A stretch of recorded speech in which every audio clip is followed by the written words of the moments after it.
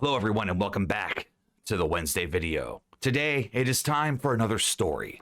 This story takes us back to my days in Boy Scouts. I think I was about 12 years old and I was the cringe lord of kids, okay? I figured that I could win anyone over with a good haha or a good, hey, do you know that movie? Or, anything that I could use to bring myself onto the same level as someone else to let them know, hey, we got ourselves a common ground here.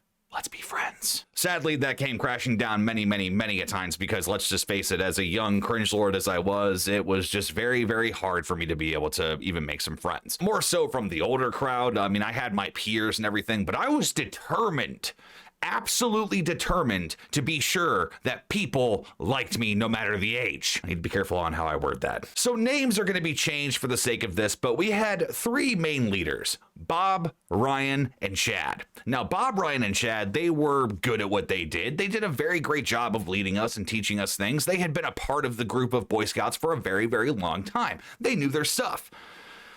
Just couldn't gel with them.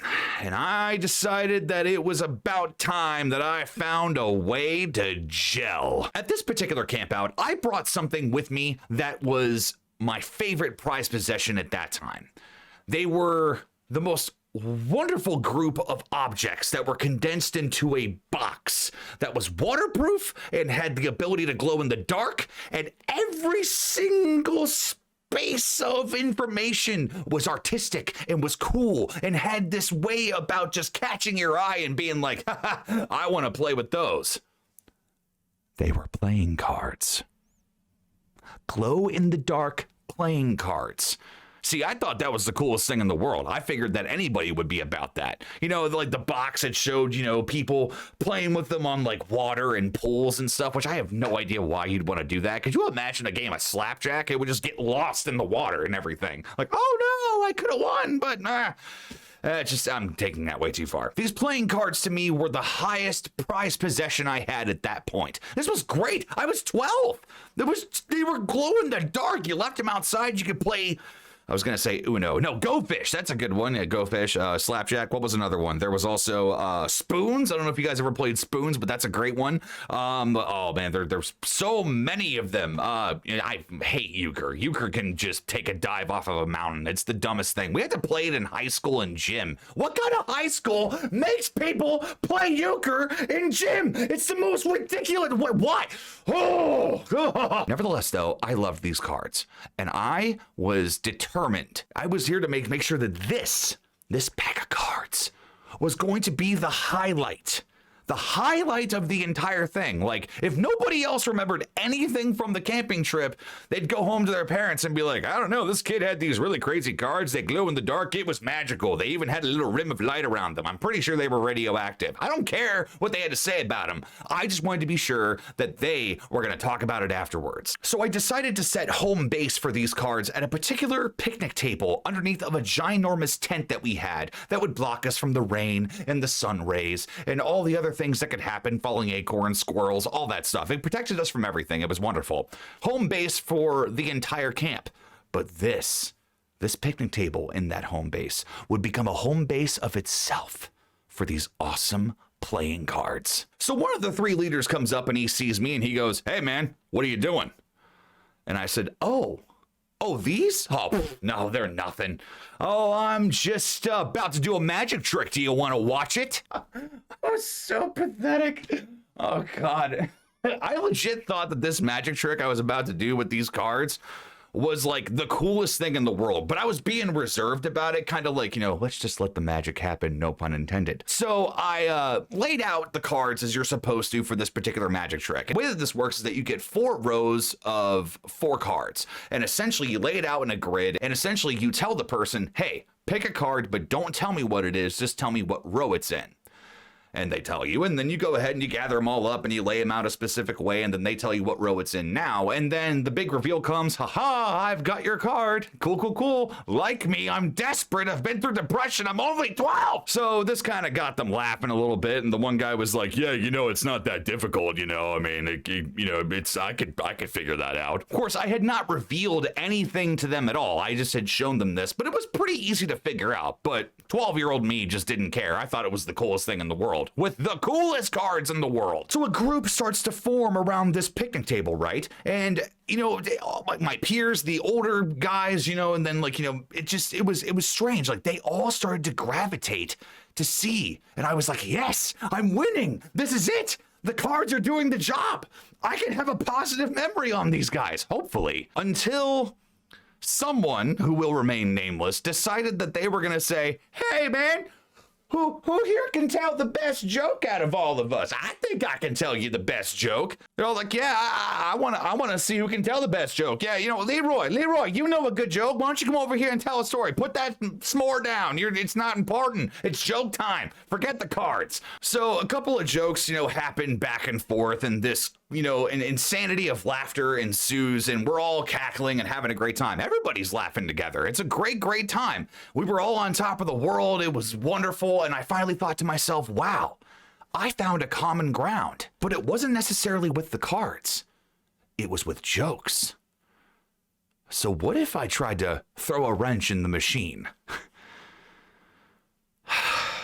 The joke I told them, more specifically, we'll call, what's the name I used? Brad. We'll go with Brad. Yeah, so Brad. I look at Brad, who was someone I kind of had been at odds with a little bit. There were some tussles verbally here and there. But Brad was my superior, even though he was only in high school. And I figured this was my time to maybe get a good chuckle out of him from an anti-joke.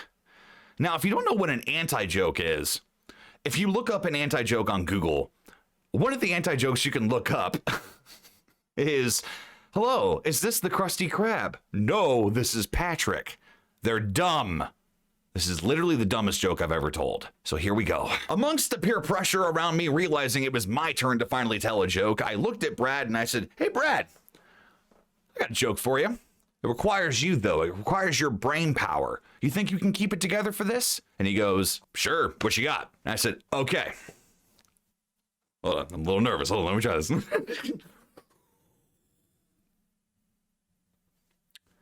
3 guys are working on a brick wall. 3 of them. A very tall gentleman, a sort of mid-height gentleman, and a very short gentleman. Working at the brickyard, doing their thing. Smelting? Sticking together brick. Whatever the proper term is. I don't know, I make videos for a living. So essentially, they're at this brick wall, building this wall, and this wall is ginormous. It's like 30 feet up now. I don't know how they did it with the infrastructure that was around them, but regardless, these 3 guys were kicking ass that day. They made a fantastic, very ginormous wall. To which the biggest man out of all of them looks at the other 2 and says, hey, how much do you want to bet that I can throw a brick higher than any of you? The other 2 look at each other and they think to themselves, okay, yeah, I'll take you up on that bet. All right, well, what do we win? Say that we beat you. What do we win? He says, all right, man. He's like, if you win, I'll buy all the beers tonight. To which they're like, all right, well, whoever lacks on throwing this thing as high as it possibly can go is the one that owes beers. The ground has been set. The 3 of them are ready to go. Tallest gentleman picks up a brick and throws it into the air, and it goes about halfway up or so, and it comes crashing down, and they're scared, running away. The brick lands in the dirt, and tall gentleman looks at the medium-sized gentleman and says, all right, you're up. Go for it. So the medium-sized gentleman grabs a brick from their pile and just chucks it up into the sky as high as he possibly can go. And it barely clears the wall, still higher than the gentleman before him. And then the short lad comes in. He looks over and he finds the biggest thing of stone he can find. It may have been multiple bricks at one point, but now they were all combined together into this bastard love child of cement and brick. Grabs it with the might of his forearms and screams in just absolute testosterone-filled fury and launches it up into the air. And it doesn't come back down. That's the joke. Rather, it's one part of a joke.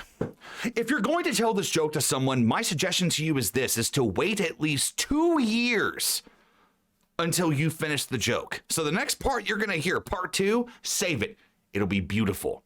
And only say it once to the person you originally told the joke to. You know why? Because they're never going to understand it. Until randomly, later on in their bed, they're going to be laying there thinking about the normal stresses of the day, and it's going to hit them, and they're going to go, that son of a bitch. So a few other people in this group tell some jokes. And it comes back to me, and I go, hey, Brad. I go, hey, Brad. You want to hear another joke? And he goes, no. I'm like, come on, man. I swear it's great. It's really, really great. It's not like the one I just told you. I mean, that one went over your head. It's fine.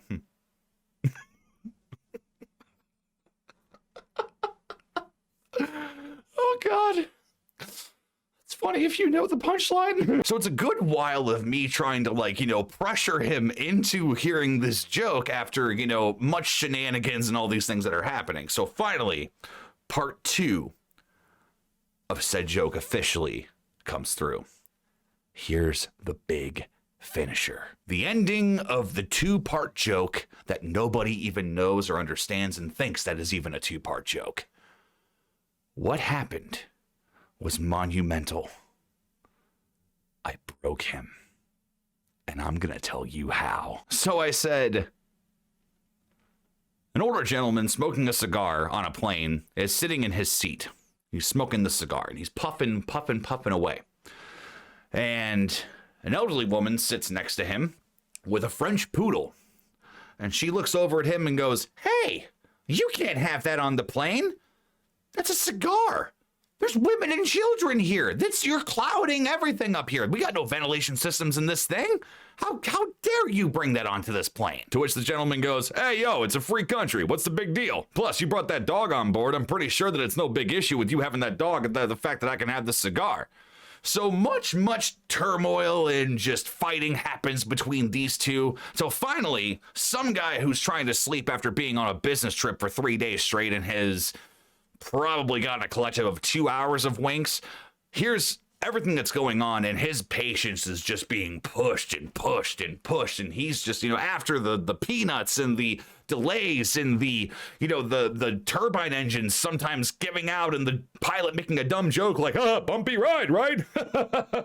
Shut up, Steve. I don't care about what you think that's funny about this. You're the pilot and you're supposed to take care of things. I'm in a tube 14,000 feet above the sea level, and I need to be sure that we're all fine. If a turbine engine goes out, the last thing you should be doing is laughing. Comfort me.